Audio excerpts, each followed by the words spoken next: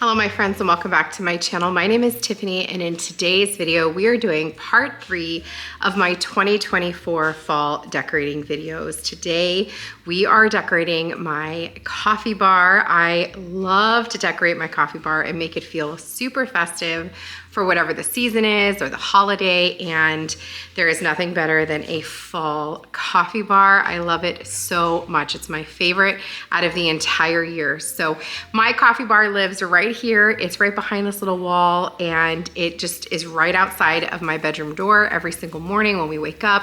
It's dark outside, we come out, we turn on the light, it's very dim, and we've got the 2 gooseneck lamps, and it's just so cozy when we make our coffee. It's wonderful. And so the plan is for this to just feel like a warm fall hug when we open up that door where our eyes are still sleepy, we're making our coffee in the dimmest of lights, and I just want it to feel so warm and cozy. So I'm so glad you guys are here. We're gonna finish off today's video with 2 fall coffee recipes, so make sure you stay all the way through to the end. And if you haven't seen part 1 and part 2 of my 2024 fall decorating, make sure you check those out as well, and I will see you guys in the next one. Let's go ahead and get started. Before we get started today, here is a quick look at how the coffee bar stands right now. I love this space and I think it is such a fun and beautiful way to bring in different seasonal items for the different holidays. Here's a look at all the things we're going to be using today to decorate the coffee bar. Some are old, some are new. I'll try to share what I can, but where I got it, and I'll link anything I can for you down in the description box.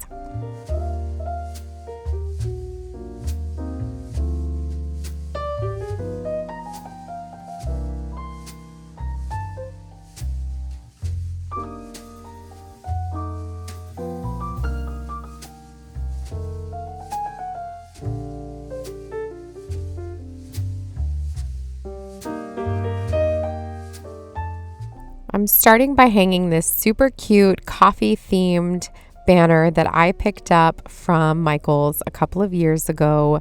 I love a good felt banner, and there's nothing better than a sweet little one with coffee and pies for the coffee bar. Starting on this shelf to the right, I'm starting with an apple cider side that I picked up at Target a few years ago. I do have a crock there with some wooden utensils. I'm also going to bring in this fall market galvanized tin that I picked up last year at Michael's, and a sweet little cloche with a little crocheted pumpkin I picked up in Salem last year. I'm also bringing in a little pumpkin creamer pitcher from Hobby Lobby, and I'm putting in these sweet little pumpkin wooden stir spoons also from Hobby Lobby.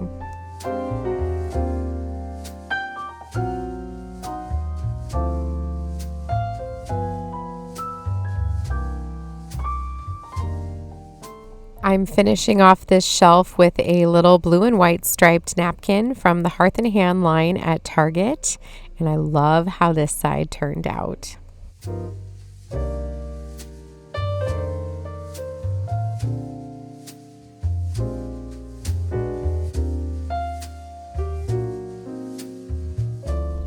Moving to the left side here, I'm starting again with another crock. This one is an antique crock from Scranton's, and I used another one of those blue and white striped napkins, and I'm using some of the fall eucalyptus stems that I picked up on Amazon.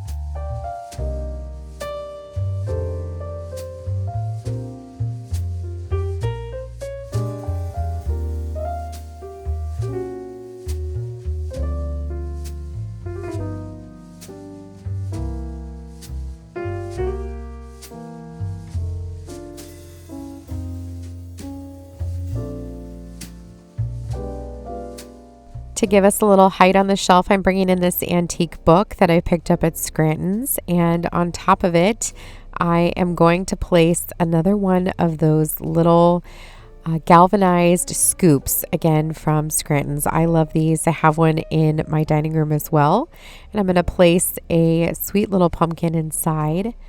I'm also bringing in that little harvest market sign from Hobby Lobby, as well as this galvanized pitcher and more of those sweet little pumpkin picks, also from Hobby Lobby.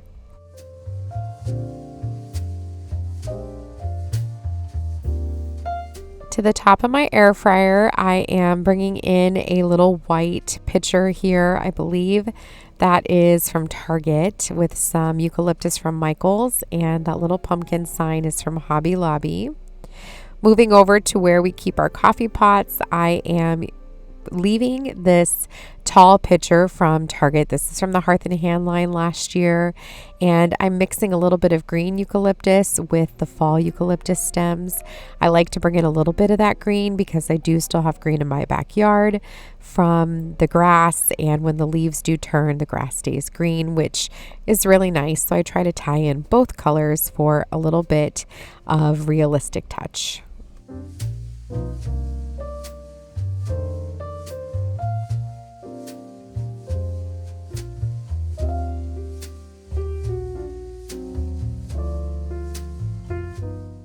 I'm replacing my spoon rest with this sweet little pumpkin one from Hobby Lobby, as well as this little thankful sign on the windowsill, also from Hobby Lobby. And to finish off this area, we're going to bring in some copper mule mugs to bring in that beautiful copper color for the season.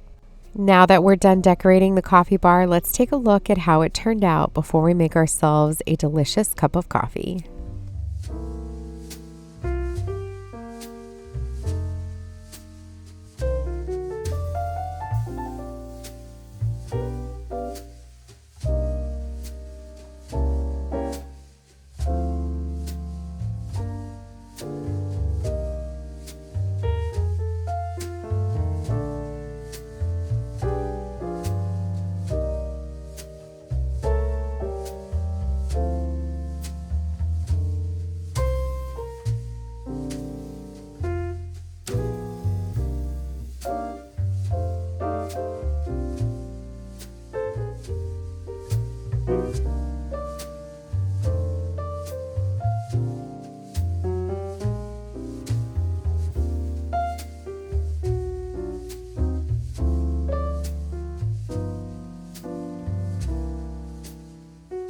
My favorite drink at Starbucks is the brown sugar shaken espresso, and so we're going to go ahead and make a pumpkin spice version.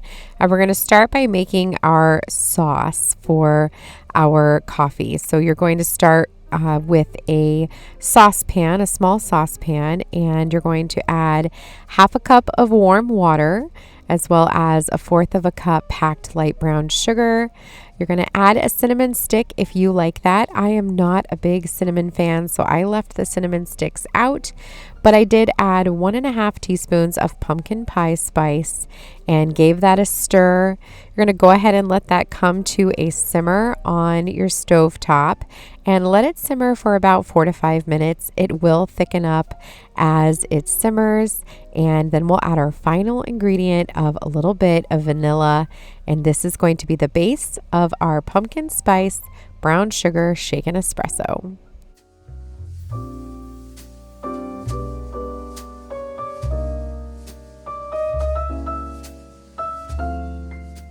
Once your sauce has been simmering for a little bit, go ahead and take your top off and give it a nice little whisk to make sure that all of your pumpkin spice seasoning is combined.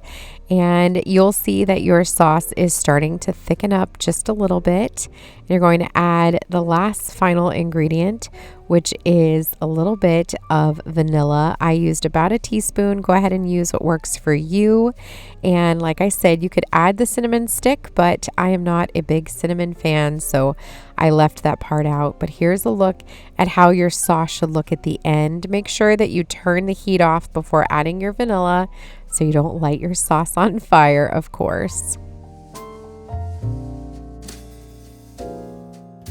Now that our sauce is done and cooling, we're going to brew our espresso. I'm using the Starbucks espresso pods and my Nespresso machine. I absolutely love my Nespresso machine. This was a Christmas gift from my husband, and I use it every single day.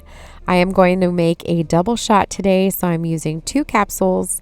Again, the Starbucks espresso capsules for the Nespresso machine, but you can use whatever espresso machine you have, and you're going to want to make a double shot for today's recipe.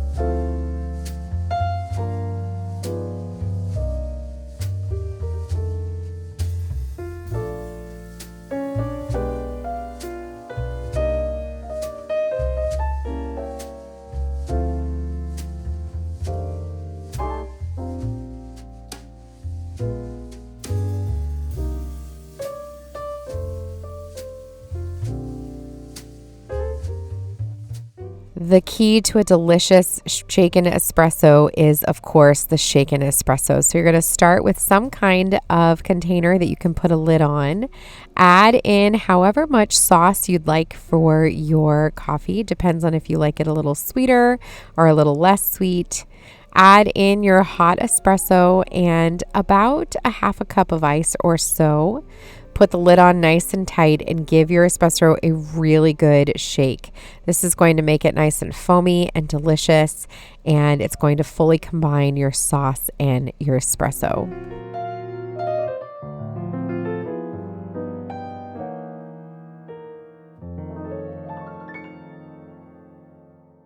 Grab a cup of your choice. I'm using a really large glass cup that I get on Amazon. I'll link it for you down below because I like a lot of ice with my coffee. I want there to be ice when I'm done drinking it. So filling this to the brim, I'm adding in my shaken espresso. It's looking awfully foamy and perfect. And then we're going to top it off with some extra creamy oat milk.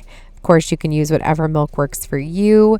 The Starbucks recipe calls for oat milk, and I love that nutty flavor. I'm adding my lid and a straw, and our pumpkin spice brown sugar shaken espresso is ready to go.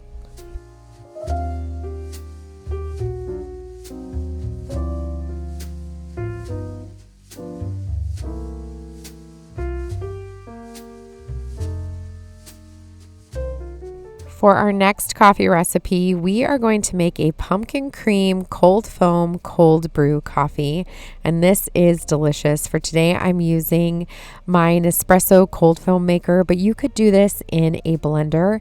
I actually made this again the next day, and I did it in my blender, and it gave me a nicer foam, which was perfect. For this recipe, I am starting with a half a cup of heavy cream, a fourth of a cup of sweetened condensed milk, a teaspoon of vanilla extract, about a tablespoon and a half of pumpkin puree, and about a teaspoon or so of pumpkin pie spice, but you can add more if you prefer. Like I said, I'm putting this in my Nespresso cold foam maker, but you could do this in a blender and blend this together. It'll give you a beautiful cold foam. And you can put it in your fridge for a couple of days and use it for a few days, but I just made enough for today's recipe. While our cold foam is processing and getting delicious and foamy, I'm adding a bunch of ice to my coffee mug. I'm also going to add about a tablespoon or two of our delicious brown sugar pumpkin spice sauce that we just made. I'm going to use an unsweetened cold brew coffee that I pick up just at the grocery store, ready to go. Give that a stir. You can, of course, make your own cold brew if you want, but I'm keeping it simple today and every other day. And once our cold foam is ready, just go ahead and add that right on top, spread it around, and this is absolutely delicious. You could top it off with a little bit of cinnamon or nutmeg, and your coffee is ready to go.